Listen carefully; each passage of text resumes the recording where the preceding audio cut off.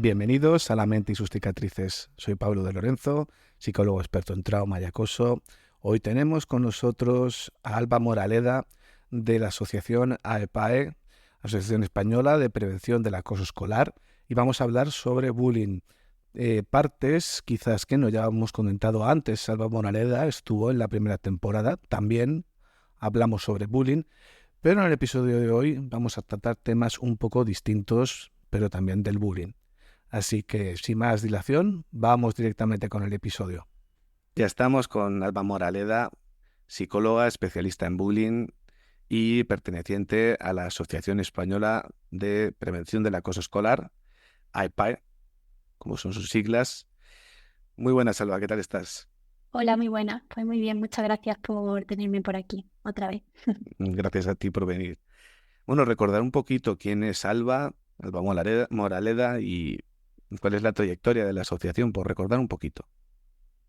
Sí, pues bueno, yo soy psicóloga especializada en terapia artística y educación emocional y también soy psicoterapeuta infanto-juvenil y soy bailarina y experta en arte escénica, en psicología de arte escénica. Entonces, mi labor dentro de la asociación de AEPAI, en la que llevo colaborando ya desde 2019 aproximadamente, pues desde el área de psicología y de psicosensitividad, y también integro pues todo este trabajo que a través del arte, porque en AEPAE trabajamos sobre todo con esta metodología que integra defensa personal a través de las artes marciales, teatro terapéutico y psicología. Entonces, en la asociación, pues yo me encargo de todo el área de psicología junto con mis compañeros y pues también de talleres de arte terapia. ¿Podrías recordarnos un poco en qué consiste el bullying? Sí, pues mira, la definición que nosotros utilizamos en AEPAE es que el bullying es acoso escolar, es decir, que es una forma de acoso que ocurre dentro del espacio del colegio o entre compañeros, ¿no? de clase o del colegio o instituto o centro. Y también es importante tener en cuenta que puede ocurrir en el mismo centro o con los compañeros o en actividades extraescolares en las que estén Sí. personas del mismo centro o en redes sociales si esto ocurre con esos compañeros, no entre iguales. Por lo tanto, es importante tener, lo digo porque hay veces que me he encontrado, sobre todo con padres, ¿no? Que me hablan como, no, Ujú. pero no, es que no le están haciendo bullying, es que ya es acoso, Claro. porque no es bullying, ¿no? Y entonces quiero aclarar esto, que el bullying es acoso. Es Sí. acoso solo que ocurre en el centro escolar o entre los miembros del centro, es decir, de sus iguales, ya sea de la misma clase o de otras clases, o en actividades extraescolares o campamentos también, o en fin, que es acoso. Y luego otra parte importante que nosotros destacamos dentro de la definición es que es cualquier tipo de maltrato psicológico, verbal, físico o virtual, como estoy diciendo, y que ocurre de forma reiterada en el tiempo. Es decir, que sea reiterado, otra de las cosas que siempre me encuentro, que es como cuando es reiterado, ¿no? Y reiterado nosotros siempre decimos que a partir de la segunda vez ya es reiterado. Una vez puede ser casualidad, dos, me lo pienso, pero la tercera ya es reiterado y hay que empezar a tomar cartas en el asunto. Porque esto a veces también ocurre que cuando hablamos de que sea reiterado, pues algunos padres, profesores o incluso las propias víctimas, quizás reiterado ya ha pasado un año de que la persona lleva sufriendo acoso escolar, ¿no? Claro, Entonces hay que claro. tener en cuenta que a partir de la tercera acción de este acoso ya hay que preocuparse y hay que empezar a tomar cartas en el asunto. Sí, no esperar a que el niño presente síntomas, ni que sea algo extremadamente grave. Creo que hay gente que se equivoca en lo que dice, que el bullying es algo que ha pasado siempre, pero que ahora simplemente nos fijamos más. ¿Cuánto de dañino puede resultar en la víctima el acoso. Es cierto que sí que es verdad que esto ha pasado siempre y que ahora nos fijamos más, eso está claro, ¿no? Lo que ocurre es que algo que estaba muy normalizado y que ahora de lo que se trata, ¿no? Y también con la finalidad de la asociación de AEPA es esta, es que esto no puede estar normalizado porque, como bien dices, tiene unas consecuencias muy dañinas para la víctima, ya no solo en la infancia, sino luego a la larga en la vida adulta. Y dentro de todas esas consecuencias que a nivel psicológico pueden ser muchísimas, desde ansiedad, depresión, trastornos de alimentación, baja autoestima, aislamiento social, hay que tener en cuenta que también afecta a nivel, por ejemplo, del ámbito profesional, ¿no? En la edad adulta, o incluso en el propio ámbito académico, un bajo rendimiento, pero también cuando bueno, no sé si conoces la palabra de moving, pero Sí, moving es el mismo encuadre que el acoso escolar, pero en vez de en un en el centro escolar, trabajo. en el ámbito de trabajo. Entonces, al final, cuando tú normalizas ciertos comportamientos y ciertas dinámicas, aprendes a tener una actitud ante eso victimizada, pues cuando luego tú vas creciendo en la edad adulta, arrastras todo esto, ¿no? Sumado a todos los problemas que tú tengas que ver dentro de tu autoconcepto, es decir, de lo que tú piensas que eres, y vamos, que en realidad tiene unas consecuencias que te pueden marcar completamente cómo sea Sí, tu porque vida. te asumes la culpa al final. Muchos de los casos. Exacto.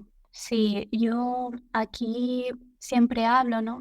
También teniendo en cuenta la experiencia que vivimos en AEPAE, bueno, porque yo principalmente en AEPAE trabajo en el campamento de víctimas severas que hacemos todos los años. Y en este campamento que vienen chicos de entre, bueno, hemos llegado a tener desde 6 años hasta 16 años, ¿no? Pero vienen estos chicos que han sufrido acoso escolar y que son víctimas severas porque tienen pues un tratamiento psiquiátrico, psicológico, tienen partes de lesiones, en fin, hacemos todo un estudio y es importante destacar que es que estos niños vienen muy victimizados.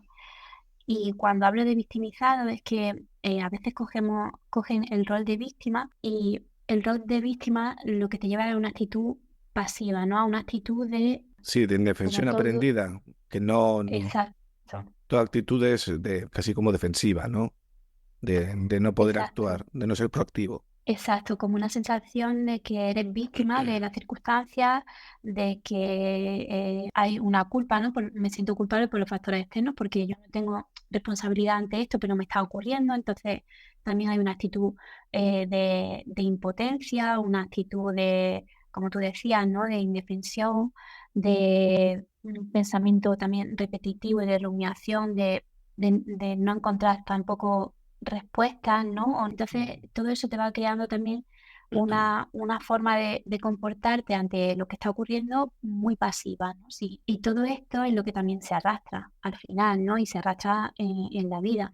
Y luego también cuando tú no puedes accionar sobre el sufrimiento que tienes o no lo puedes gestionar, porque está como hacia afuera, ¿no? Todo está hacia afuera, ¿no? No hay esa responsabilidad, ¿no? De lo que está ocurriendo, pues, pues complicado, ¿no? Entonces, yo hablo siempre como de esta parte de la victimización y de su opuesto, que es muy importante tenerlo en cuenta también, que es la autocompasión, ¿no? Que la autocompasión sí que es como este enfoque de la situación, que es mucho más constructivo, mucho más saludable, en el que se reconocen las emociones desagradables, el dolor, el sufrimiento, y hay como una forma también de hablarse a uno mismo con mucha más amabilidad, comprensión.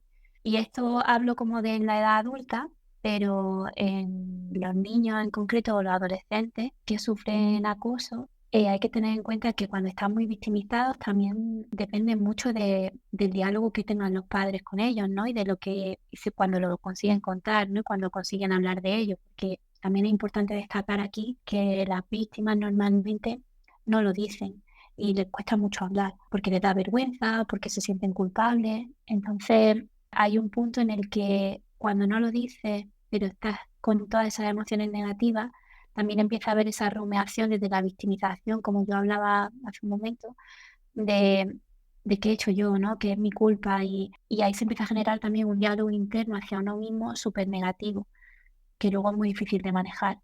Y cuando luego ocurre esta parte, ¿no? En la que pues también uno lo cuenta, ¿no? Y se lo dicen a los padres o a los adultos, pues también hay muchos padres que con toda su buena intención, pues tienden también a victimizar más al niño, ¿no? Y a Sí, destacar como todas estas circunstancias negativas que le están pasando, que son muy injustas, mucha impotencia, y no ayuda, ¿no? Y se empieza a crear también ahí como una bola sí. que, que desde Pero la autocompasión, como digo, sería otro otra forma manejo, de claro. Yo gestionarlo. me imagino que unos padres que lo que hagan es error de atribución, es decir, si te hacen bullying es por algo, ya es la guinda.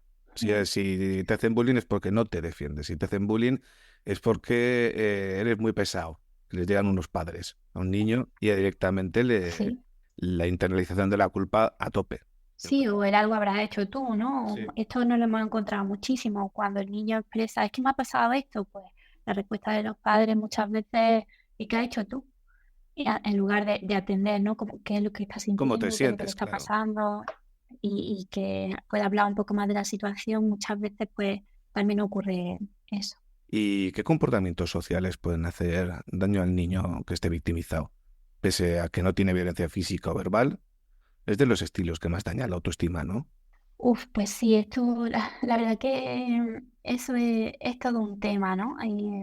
Aquí una de las cosas que yo tendría muy en cuenta es que dentro del acoso escolar, una de las características que tiene, a diferencia de cualquier otro tipo de acoso, aparte de que sucede en el centro escolar y con los iguales del centro escolar, es que hay tres factores. El adulto responsable, o que debería ser responsable de esa clase o de ese entorno, porque son menores, entonces siempre hay un adulto que es el que tiene que ser responsable de eso. Y luego hay observadores, es decir, que está la víctima del agresor, el adulto, que se supone que tendría que ser responsable, que en la mayoría de los casos o en el 70% no se responsabiliza y no hace nada, y los que observan. Entonces, cuando a mí me están agrediendo y yo veo que me siento completamente desprotegido por la persona que se supone que me tendría que proteger, porque soy un niño o una niña, soy menor y no tengo los recursos ni las capacidades de hacerlo, no es mi labor en ese entorno, ¿no? Sino que hay un adulto que debería de ser quien me proteja y no lo está haciendo. Eso genera también a la larga y en ese momento mucha sensación de desconfianza en los adultos y esta sensación de quien me tiene que proteger no me va a proteger, por lo tanto estoy solo o estoy sola con este sufrimiento y con este dolor y estoy solo aquí. Y eso luego genera muchísimo malestar y muchísimas emociones muy negativas, muy que nos llevan a consecuencias muy negativas, ¿no? Entonces, por un lado, tenemos que tener en cuenta eso y por otro lado, como decía, que los observadores también juegan un papel muy importante porque no es lo mismo que a mí me agredan o me insulten a solas que haya un montón de personas que lo saben, que eso está pasando y no hagan nada, porque eso hace que esa bola sea como mucho más grande todavía y que si tú te lo dice una persona, a lo mejor puedes cuestionar qué es su opinión, pero cuando sabes que los demás no hacen nada y también se están dando cuenta de eso, a lo mejor piensas que todas esas personas también tienen algo en contra tuya o que también están de acuerdo con eso. Y entonces eso gana como muchísimo más peso. Entonces, teniendo en cuenta esto, esa violencia que puede ser física, que puede ser verbal, se añaden esos factores dentro de lo que es el acoso escolar y también se añade la parte de que están también el acoso psicológico o el maltrato psicológico y el virtual, en este caso, que ahora es también de lo que más estamos viendo. Es Sí, decir, sí.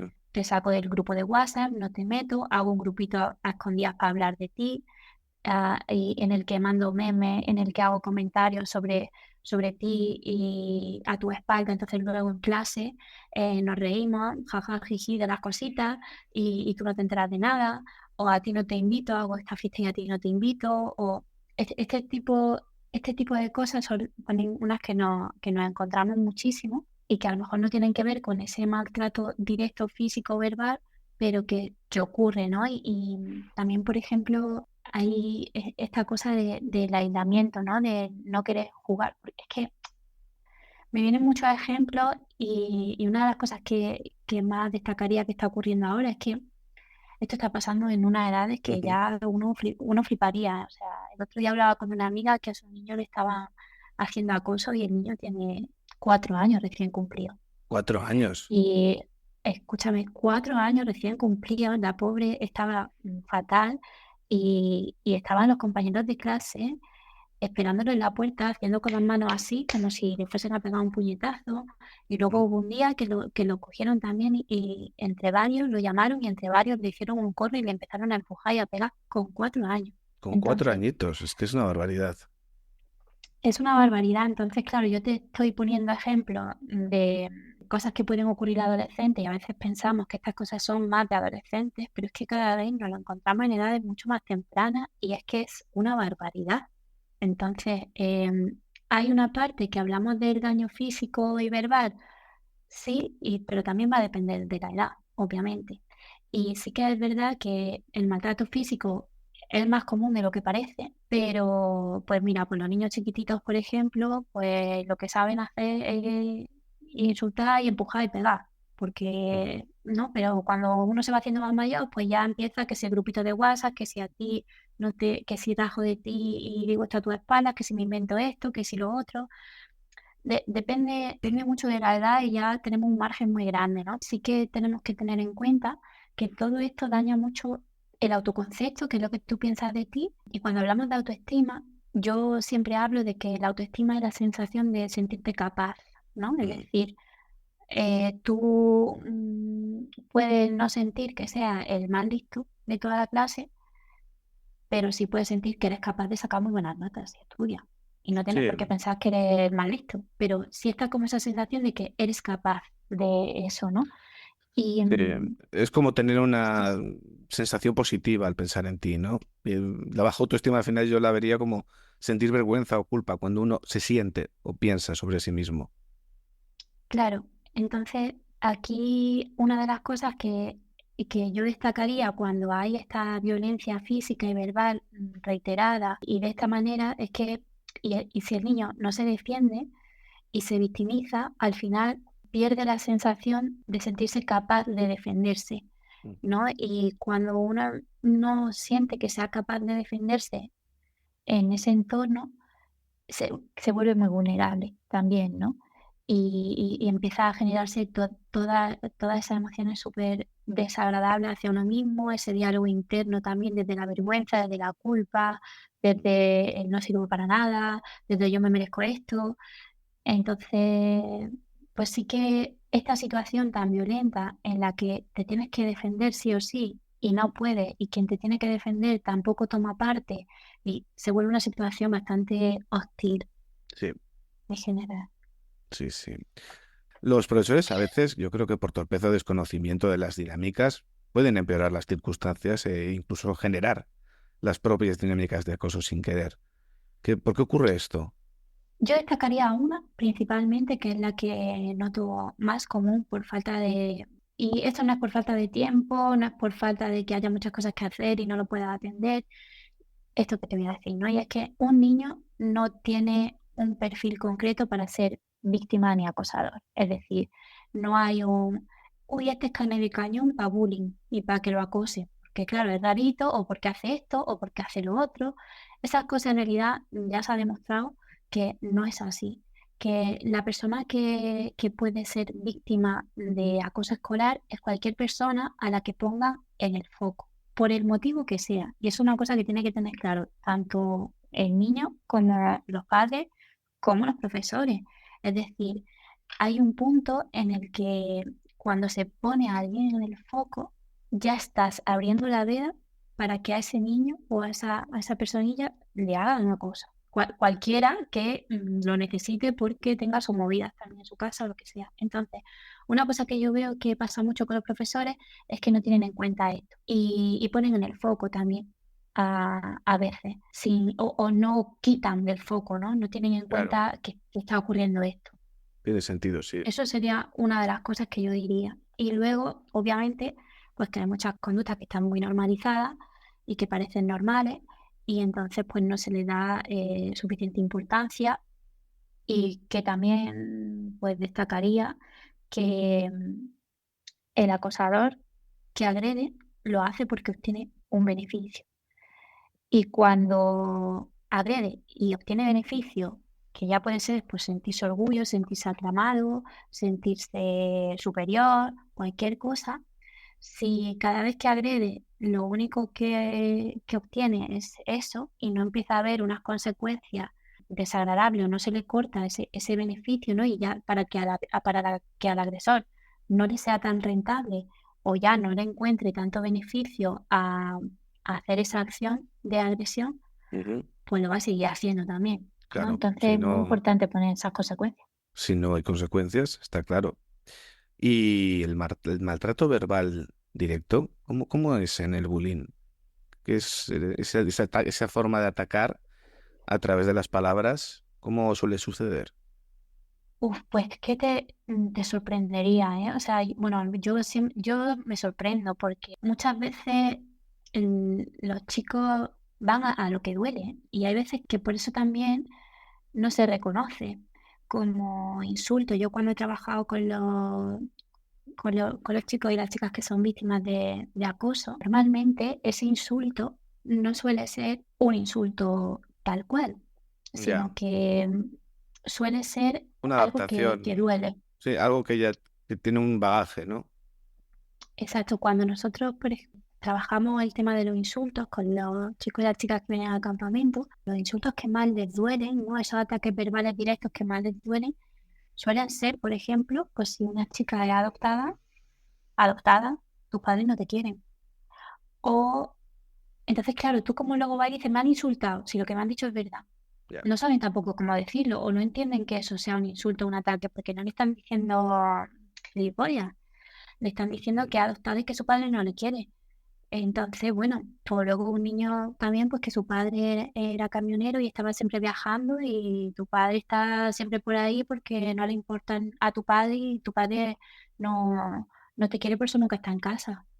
O cosas así, ¿no? Y al final, todos esos ataques que son los que más duelen, no tienen una forma de insulto. Entonces, claro, cuando a ti te lo dicen con intención de desvalorarte y con intención de humillarte, Claro. hay que reconocer que eso es un ataque y que eso está siendo un ataque verbal hacia ti, aunque no esté siendo un insulto propiamente dicho, porque la intención que está teniendo esa persona con decirte eso es humillarte e infravalorarte.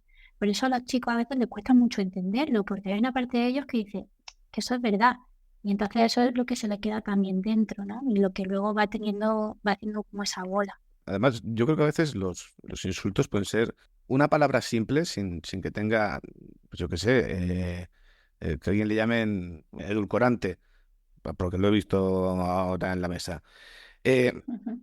y la persona le empiezan a llamar así y le llaman así porque le duele, porque sabe que le están vacilando, aunque no tenga nada que ver con nada de él, puede que el propio factor principal del insulto sea que detrás de la emisión del mismo haya unas ganas de hacer daño, el recordarle que le quieren hacer daño. Claro, eso es una cosa que es muy importante tener en cuenta y que nosotros en AEPAD siempre se lo explicamos, ¿no? Y se lo intentamos reforzar muchísimo a los chicos y a las chicas. Es que es muy importante tener en cuenta el tema de la diversidad y esto también de cara a profesores es importante educar y educar al grupo que tenga en la diversidad, porque normalmente por lo que te van a insultar, entre comillas, Ujú. es por lo que te haga diferente y por en lo que tú destaques, ¿no? E incluso en tus habilidades o bueno, por tu color de piel, anda que estamos hartos de ver eso también, por tu color de piel, por tu color de pelo, por tu Por forma todo, de los sí, ojos, sí. por tu forma al fin. Entonces, esto es lo que digo también, que no hay un perfil concreto de niño o niña que sufra acoso, sino cualquier cosa que te ponga en el foco. Entonces, es muy importante que ahí también el adulto y los profesores pues ayuden a que no se ponga nadie en el foco y para eso hay que crear un espacio en el que haya pie a la diversidad y en el que lo normal sea que cada uno sea diferente en general, ¿no? Pero bueno, Sí. eso es importante. Sí, sí, tienes razón. Los golpes, la violencia física, ¿son lo habitual o es algo demasiado evidente para todo el mundo? Pues mira, es un poco como te comentaba antes, ¿no? Depende de las edades también. Lo que sí es importante tener en cuenta es que, uno, los golpes son mucho más habituales de lo que pensamos, porque es verdad que yo así desde fuera pensaba, bueno, a ver, yo creo que la gente ya no se pega, ¿no? O sea, yo no veo tanta, pero sí, o sea, es muy habitual, aunque es cierto que depende de las edades, porque es verdad que ahora ya con las redes sociales y todo eso, pues se usan también otras formas de maltrato, ¿no? Que van por otro lado. Pero lo que hay que tener en cuenta es que esto al final es una bola de nieve. Y entonces esto no va a parar y va a ir cada vez más grande, más grande, más grande. Y al final las conductas violentas acaban en el contacto físico muchísimas veces, ¿no? Y a lo mejor una cosa empieza no siendo unos golpes, ¿no? No, físicamente, pero, pero a la larga, si a eso no se le pone freno, la mayoría de los casos acaban en Golpes. golpes.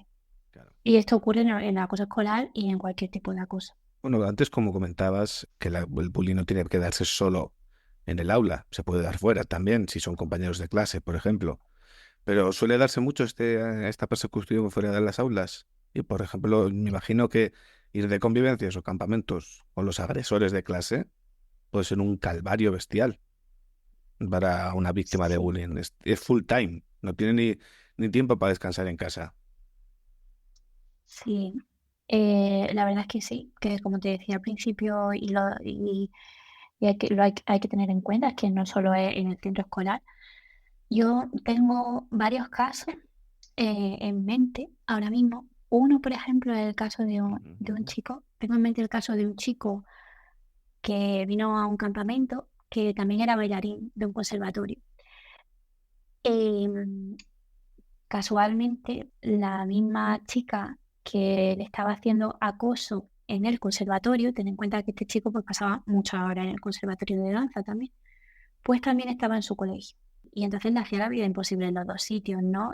Pues se movía bien por toda su agua y había, en un sitio le acosaba por una cosa y en otro por otra y al final el pobre chico no se libraba de nada, ¿no? Y no encontraba ningún ambiente en el que estar a gusto. Luego hemos tenido muchos casos también de actividades extraescolares, en el equipo de fútbol, en el equipo de baloncesto, porque también es ahí a lo mejor donde uno destaca, por ejemplo, ¿no? Y como tú ahí destacas, pues ahí te pones en el foco y por eso, pues te hago acoso también, ¿no? Y luego en los campamentos y en las actividades también fuera de clase, pues que hay muchísimos casos también, porque los adultos también están un poco más relajados, no están tan pendientes y como tú dices, ¿no? Dan como un poco más de rienda suelta a su creatividad porque se sienten más libres y se sienten con más excitación o bueno, pero sí que realmente en las convivencias, en los campamentos, ocurre. Y también una cosa que ocurre, que yo destacaría desde la experiencia del campamento de víctimas, es que también al salir de tu entorno, también al estar con otro grupo de niños y de ambiente, también se cambian los roles. Entonces de repente, pues pueden cambiar los roles, es decir, que haya chicos que normalmente o chicas que no en clase y en el colegio pues son muy tranquilitos, muy tranquilitas y luego resulta que fuera de eso pues acosan, agreden Ujú. o crean grupitos y hacen... Sí, se cambia un poco el carácter, ¿no? Sí, Ujú. Y otra pregunta, ¿por qué muchos adultos minimizan el acoso? Y también otra, ¿se puede conectar con los padres de los agresores? ¿O suelen tender a defender al hijo o hija? sí, pues mira, yo creo que una de las cosas por las que se minimiza el acoso escolar es por desconocimiento también, ¿no? Es decir, por no saber reconocer que eso es acoso escolar porque está muy normalizado.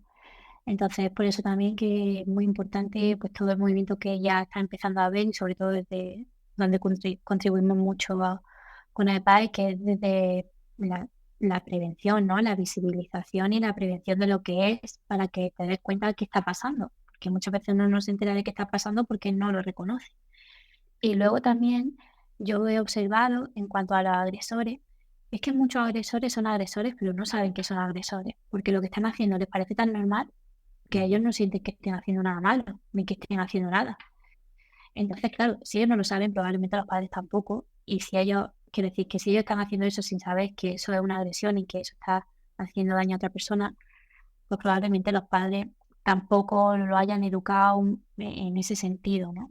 Porque también tengan normalizadas como otras cosas, o sea, ese tipo de comportamientos. Entonces, hay que tener en cuenta que al final esto es un aprendizaje y que estamos en un momento en el que esto tiene que dejar de normalizarse y todos y todas tenemos que aprender a qué es lo que está pasando, ya sea desde el punto de la víctima, a enseñarle a mi hijo a cómo defenderse, o ya sea desde la parte del agresor, a enseñar a mi hijo cómo relacionarse, ¿no? Y también la empatía, ¿no? De ver si tú ves que no está haciendo gracia, pues, o no lo hagas, ¿no? Porque también yo creo que falta mucho trabajo de empatía, ¿no? De cara a los agresores, Ujú. a los chicos y chicas que Sí, agredan. sí. Y que muchas veces también, y viene de casa también, o sea, estos niños lo que necesitan también es que se les escuche, que atiendan cómo se sienten, sus emociones y que se hable con ellos. Entiendo que, bueno, por noticias que he visto y que es real, que algunos chicos, algunos niños o niñas acaban quitándose la vida por este problema, por el bullying. No sé muy bien el nivel de frecuencia o la prevalencia o la cantidad en bruto de la gente que se ha suicidado por este tema en esa edad escolar, porque claro, como consecuencia en un futuro también puede ser generador de deseo de acabar con uno mismo, pero de chavales menores de edad, pequeñitos, ¿por qué acaban quitándose la vida? Esto al final demuestra la dureza del dolor que siente la gente que padece bullying. Sí, yo no te sabría decir ahora mismo los datos exactos, pero sí que es cierto que es mucho más común de lo que parece y en niños tan pequeños que es realmente espeluznante. Esa es la palabra que me sale. Yo he tenido niños con 9 años, 8 años que ya habían tenido hasta 2 intentos de suicidio de uno de ellos, por ejemplo, tirándose por un balcón.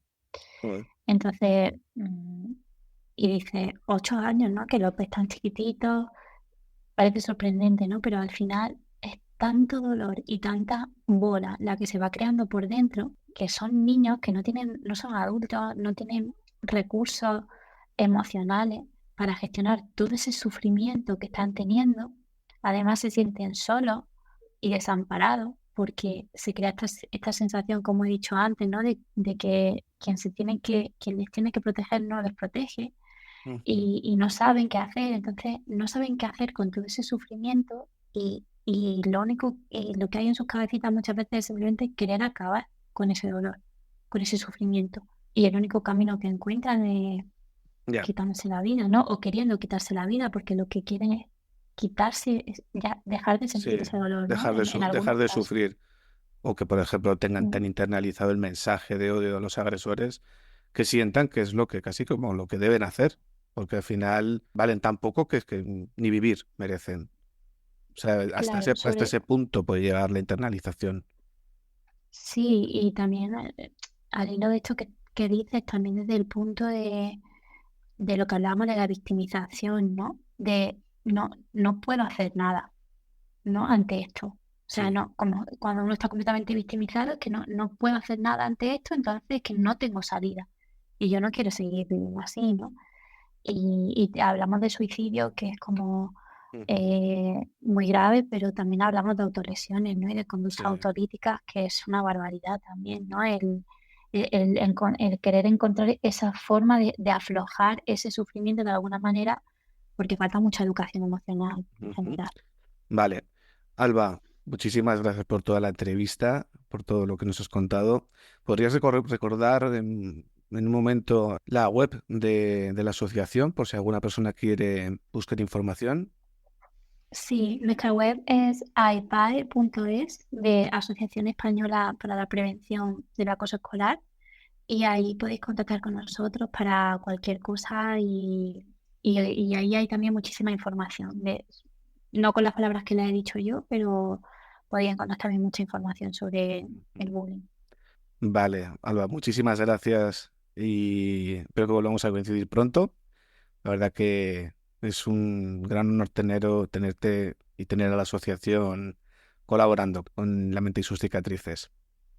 Un placer, muchas gracias. Por mí, encantada. Y hasta aquí llega el episodio de hoy.